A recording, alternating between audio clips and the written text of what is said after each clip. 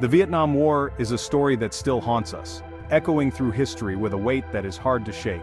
Its legacy lingers in the memories of those who lived through it and in the lessons it left behind. It was a conflict that tore nations apart and left deep scars on generations both in Vietnam and in the United States.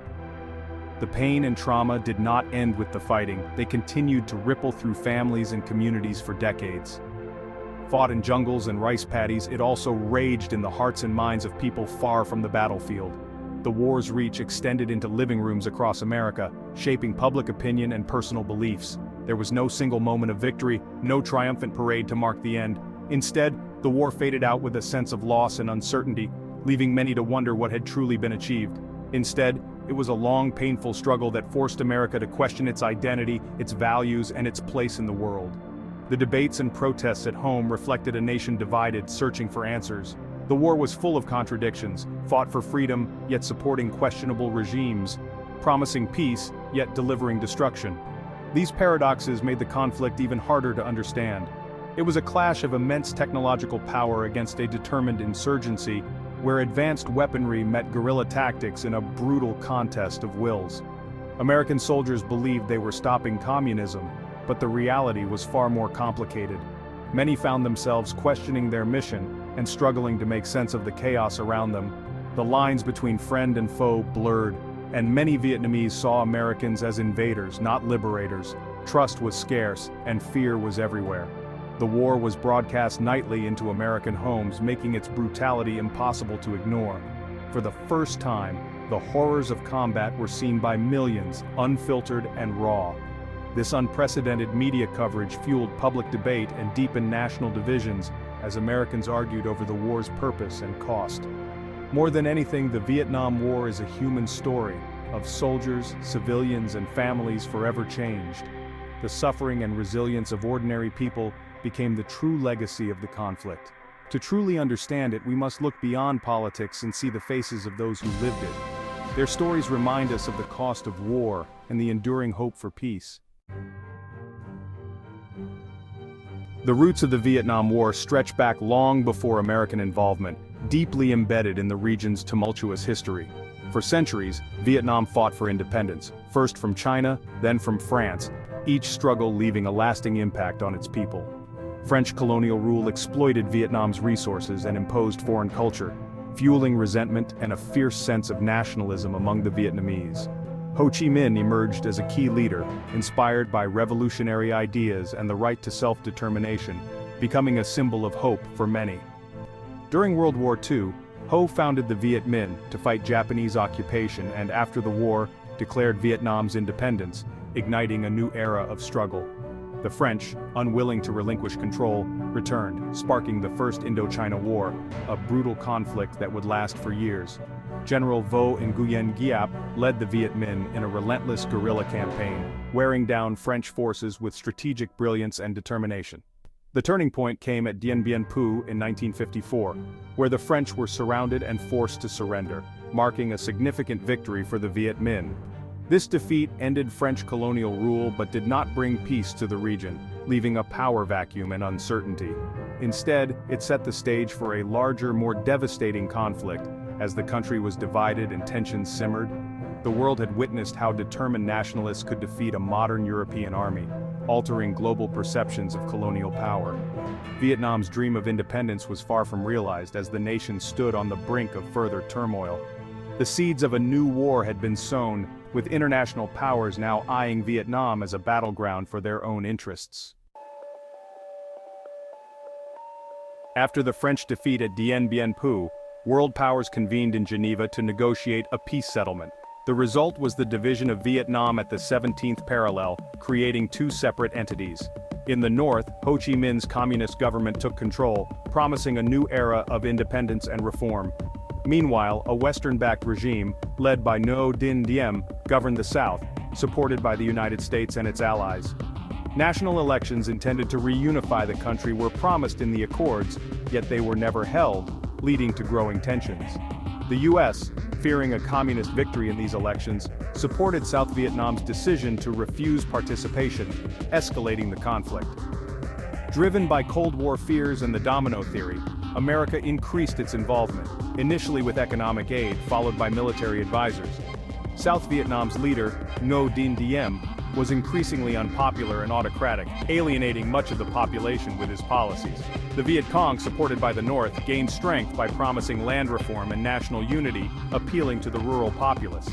As the insurgency grew more intense, American advisors struggled to stabilize the South, facing mounting challenges.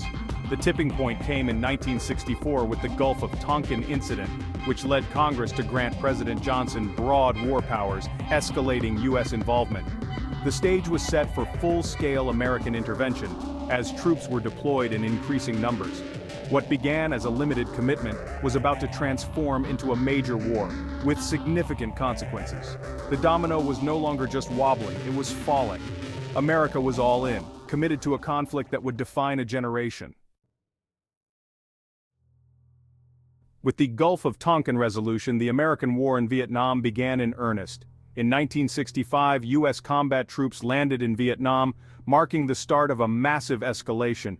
By 1968, over 500,000 Americans were deployed.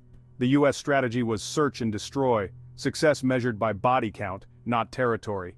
The enemy was elusive, fighting with guerrilla tactics in dense jungles and hidden tunnels. American soldiers faced constant danger, never knowing where the next attack would come from.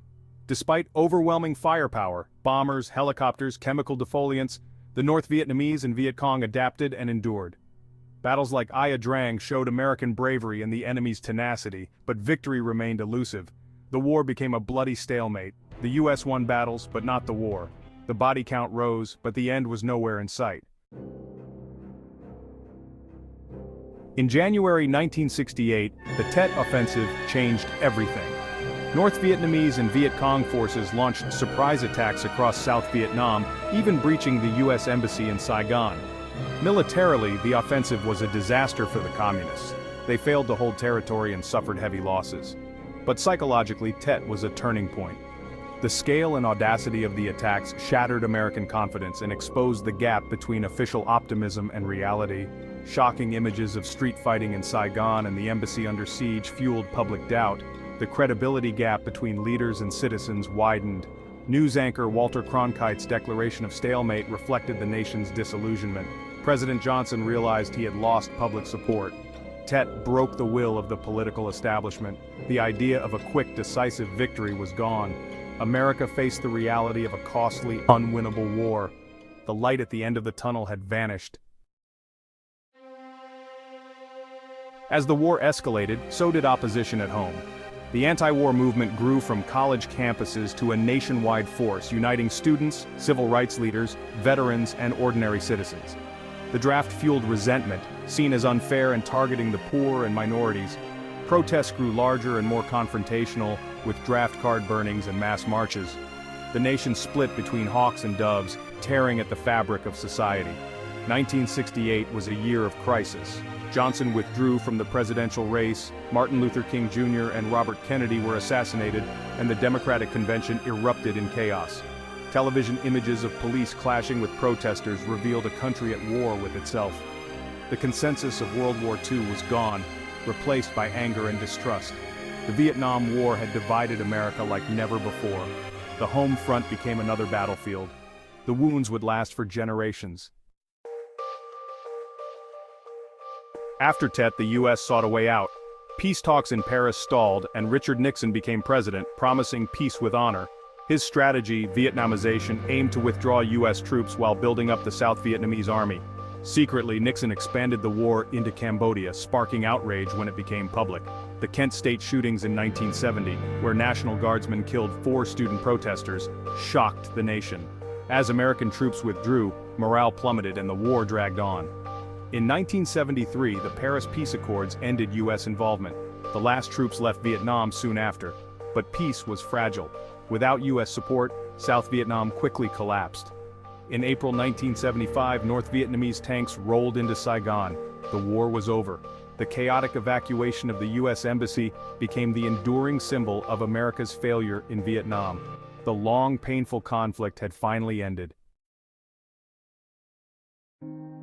Unification brought no peace to Vietnam. The country was devastated, its economy shattered, its land poisoned by war. Millions of unexploded bombs and mines still threaten lives. Agent Orange left a legacy of environmental destruction and health problems. The new regime sent hundreds of thousands to re-education camps. The human cost was staggering: millions of Vietnamese dead, millions more displaced as refugees. For the US, over 58,000 Americans died, and many veterans returned to a divided, unwelcoming nation. Many struggled with trauma and felt abandoned. The war shattered trust in government and created lasting skepticism about military intervention. The Vietnam Syndrome shaped US foreign policy for decades.